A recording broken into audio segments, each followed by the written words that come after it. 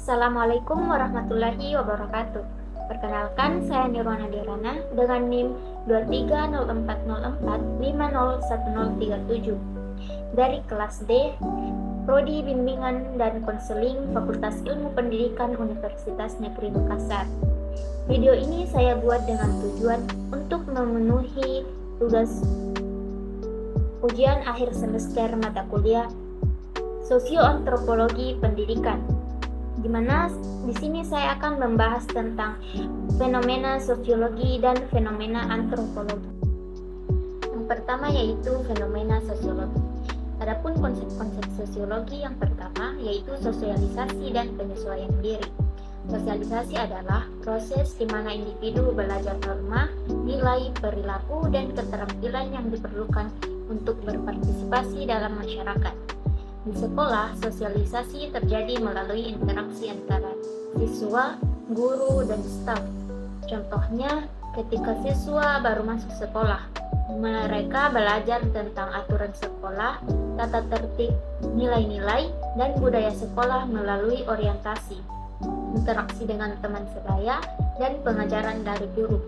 Misalnya, siswa diajarkan untuk menghormati guru dan bekerja sama dalam kelompok. Yang kedua yaitu penyesuaian diri. Penyesuaian diri adalah proses di mana individu beradaptasi dengan lingkungan sosial baru atau perubahan dalam lingkungan sosial yang ada. Contohnya, seorang siswa pindahan dari sekolah lain mungkin awalnya mengalami kesulitan menyesuaikan diri dengan lingkungan baru. Tetapi seiring waktu mereka belajar cara berinteraksi dengan teman sekelas, memahami ekspektasi guru, dan beradaptasi dengan budaya sekolah. Proses sosialisasi di sekolah membantu siswa untuk menyesuaikan diri dengan norma dan ekspektasi sosial yang ada, membentuk karakter dan kepribadian mereka sehingga siap untuk berpartisipasi dalam masyarakat yang lebih luas. Selanjutnya yaitu pranata dan stratifikasi sosial. Pranata sosial adalah sistem norma dan hubungan sosial yang terorganisir untuk memenuhi kebutuhan dasar masyarakat. Contohnya, sekolah itu sendiri adalah pranata sosial yang bertujuan untuk menyediakan pendidikan, mengembangkan keterampilan, dan menanamkan nilai-nilai tertentu pada siswa. Pranata ini melibatkan berbagai elemen seperti kurikulum, peraturan sekolah, dan hubungan antara guru, siswa, dan orang tua. Selanjutnya yaitu stratifikasi sosial. Stratifikasi sosial adalah pengelompokan individu atau kelompok ke dalam hierarki sosial berdasarkan kriteria seperti ekonomi, pendidikan, atau status sosial. Contohnya, di dalam sekolah, stratifikasi dapat terlihat dari adanya kelas-kelas yang berbeda, misalnya kelas reguler dan kelas akselerasi, atau perbedaan dalam fasilitas yang tersedia di sekolah negeri dan swasta. Siswa dari latar belakang ekonomi yang berbeda mungkin juga memiliki akses yang berbeda terhadap sumber daya pendidikan. Sekolah sebagai pranata sosial memainkan peran penting dalam menciptakan dan mereproduksi stratifikasi sosial melalui sistem pendidikan yang ada.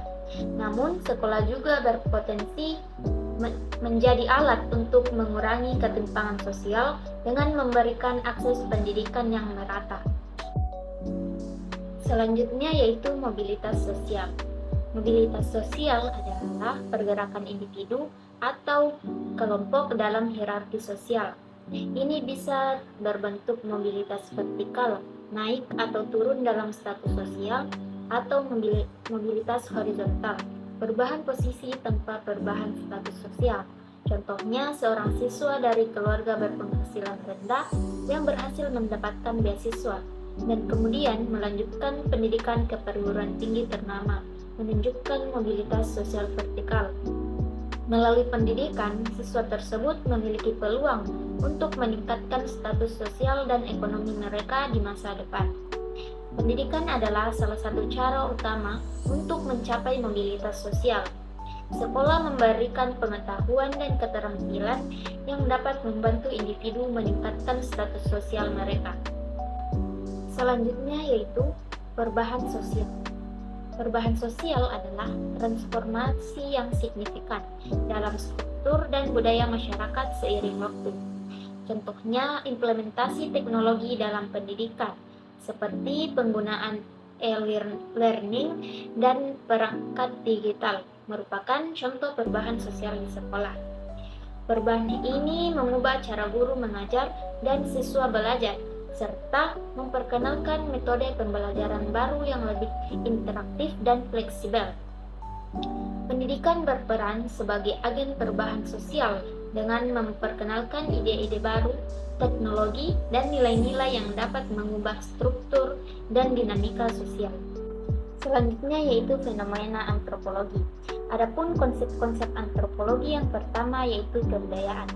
Kebudayaan adalah keseluruhan pengetahuan, kepercayaan, seni, moral, hukum, adat istiadat, dan kemampuan serta kebiasaan lain yang didapatkan manusia sebagai anggota masyarakat.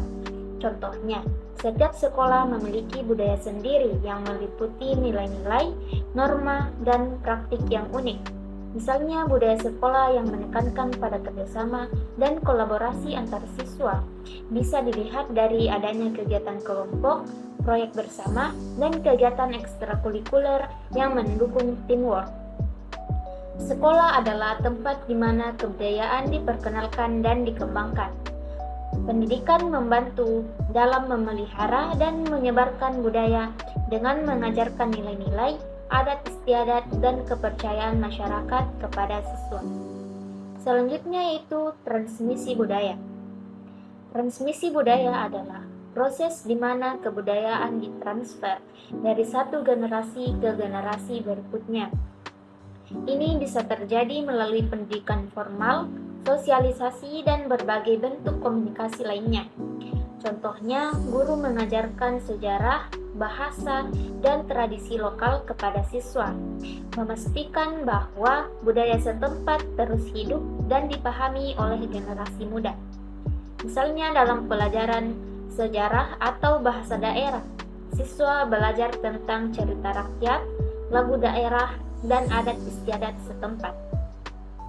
Pendidikan berperan penting dalam transmisi budaya dengan menyediakan platform bagi generasi muda untuk mempelajari dan menginternalisasi budaya mereka. Ini bisa dilakukan melalui kurikulum yang mencakup sejarah, bahasa, seni, dan praktik budaya lokal. Kemudian selanjutnya yaitu budaya-budaya belajar.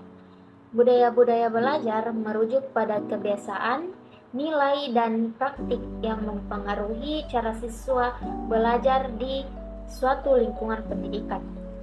Contohnya, di beberapa kampus, budaya belajar mungkin sangat kompetitif dengan fokus pada pencapaian akademis tinggi dan prestasi individu. Sebaliknya, di kampus lain, mungkin ada budaya belajar yang lebih mendukung kolaborasi, pembelajaran berkelompok, dan diskusi terbuka.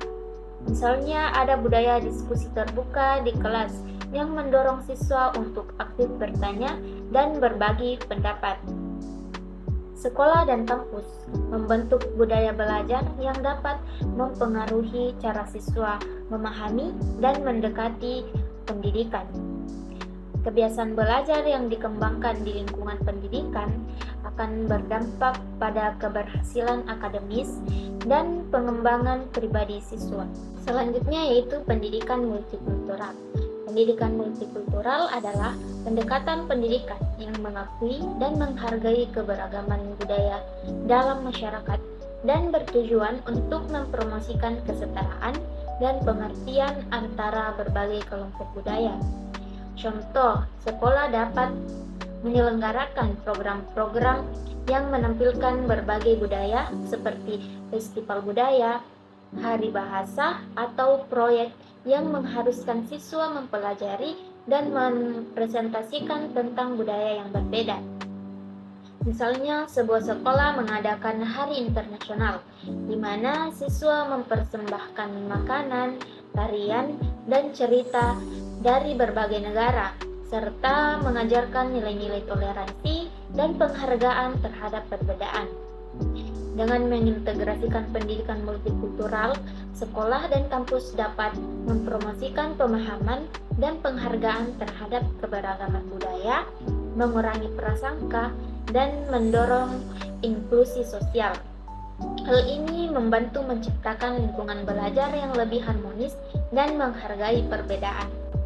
Selanjutnya, analisis kritis terhadap fenomena sosioantropologi dalam konteks pendidikan. Dalam analisis ini, kita akan membandingkan fenomena-fenomena sosiologi dan antropologi pendidikan di lingkungan sekolah dengan konsep pendidikan ideal yang tercermin dalam filosofi tokoh pendidikan Indonesia seperti Ki Hajar Dewantara. Yang pertama yaitu kebudayaan. Misalnya, sekolah seringkali menciptakan budaya yang berfokus pada kepatuhan terhadap aturan dan norma-norma tertentu, yang mungkin tidak selalu mencerminkan keberagaman budaya dan pengalaman siswa. Adapun konsep pendidikan idealnya, yaitu Ki Hajar Dewantara menekankan pentingnya pendidikan yang menciptakan lingkungan inklusif yang memahami dan menghargai keberagaman budaya. Pendidikan harus mempromosikan kebebasan berpikir, berkreatif, dan berpengetahuan tentang budaya lokal dan global. Adapun gapnya yaitu, terkadang sekolah gagal menciptakan lingkungan yang benar-benar inklusif dan menghargai keberagaman budaya. Budaya sekolah yang terlalu berpusat pada aturan dan standar dapat menghambat pengakuan dan penghargaan terhadap budaya-budaya yang berbeda di antara siswa. Selanjutnya yaitu transmisi budaya. Fenomena di sekolah misalnya yaitu proses transmisi budaya seringkali terfokus pada pengetahuan akademis dan kurikulum yang ditetapkan, dengan kurangnya perhatian terhadap nilai-nilai budaya dan etika yang mungkin tidak diajarkan secara eksplisit. Adapun konsep pendidikan idealnya, menurut Ki Hajar Dewantara, pendidikan seharusnya mencakup transmisi budaya yang mencakup nilai-nilai moral, etika, dan budaya lokal. Proses pendidikan harus melalui aspek akademis untuk mencakup pengembangan karakter siswa secara holistik. Adapun gapnya yaitu ada kesenjangan antara tujuan pendidikan yang ideal dan praktik pendidikan di sekolah, di mana transmisi budaya seringkali terbatas pada kurikulum akademis dan kurang mendalam dalam pengajaran nilai-nilai budaya. Selanjutnya yaitu budaya-budaya belajar. Fenomena di sekolah, misalnya budaya belajar di sekolah seringkali dipengaruhi oleh standar akademis dan tekanan pencapaian yang dapat menciptakan lingkungan yang kompetitif dan kurang mendukung bagi beberapa siswa. Adapun konsep pendidikan ideal, yaitu Ki Hajar Dewantara mengajarkan pentingnya menciptakan lingkungan belajar yang mendukung dan inklusif, di mana siswa merasa nyaman untuk bertanya, berpikir kritis, dan berekspresi secara kreatif. Adapun gapnya yaitu budaya belajar yang terlalu terfokus pada pencapaian akademis dapat menghambat perkembangan kreativitas, inovasi, dan keberanian berpendapat di antara siswa. Hal ini bertentangan dengan konsep pendidikan ideal yang menekankan pembelajaran yang holistik dan inklusif. Selanjutnya yaitu pendidikan multikultural. Fenomena di sekolah, misalnya meskipun terdapat keberagaman budaya di antara siswa, pendidikan multikultural seringkali kurang terintegrasi dalam kurikulum dan praktik sehari-hari di sekolah. Adapun konsep pendidikan ideal, yaitu pendidikan multikultural seharusnya menjadi bagian integral dari proses pendidikan yang mengajarkan toleransi, penghargaan terhadap perbedaan, dan kesadaran keberagaman budaya. Adapun gapnya yaitu terkadang pendidikan multikultural hanya bersifat seremonial dan tidak mencakup aspek-aspek praktis yang mempromosikan pengertian, toleransi, dan kerjasama antar budaya di antara siswa.